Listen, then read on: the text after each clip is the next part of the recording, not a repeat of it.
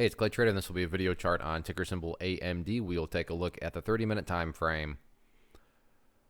Real quick, what do I mean by 30-minute in case maybe you're new to charts? Instead of each one of these candlesticks here representing 1 day's worth of price action, which is what you would normally see, each one represents 30 minutes. So while this here may look like several days worth of time, it's actually just today's price action broken down into 30-minute time slices.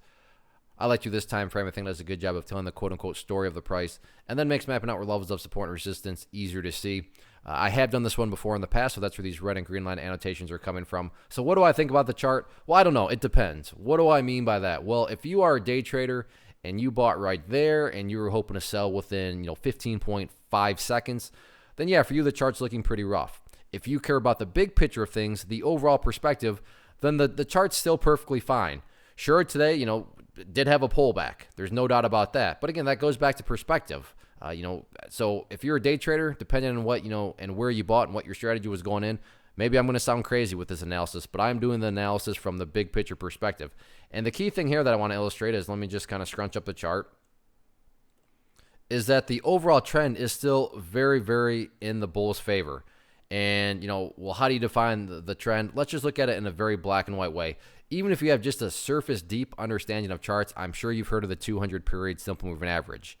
And you know that when the price is above an increasing 200 period simple moving average, that the overall long-term trend is still up. And here we have the 200 period simple moving average right there, that pink line. And I'm not trying to insult anyone's intelligence, but let's just scrunch up the chart some more. You can see that ever since that pink line started to increase upwards back here in mid-November, it's just been a nice, slow, steady uptrend. I mean, when you stop and think about it, well, here is a pretty nasty pullback. Within the grand scheme of things, everything turned out to be perfectly fine. There was a pretty nasty pullback, turned out to be perfectly fine. There was a nasty pullback, and then here's a nasty pullback. Now, am I sitting here saying so everything's guaranteed to be fine? No, I wish the market was that easy. So no such thing as a guarantee. So maybe maybe the party's over.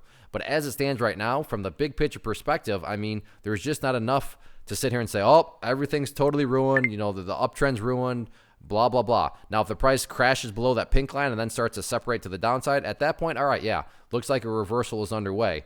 But as far as terminology, I would not call this a reversal by any means. I would say it's a pullback. And pullbacks, as hopefully I've demonstrated, are just part of the game and have happened many times before in this one in and of itself.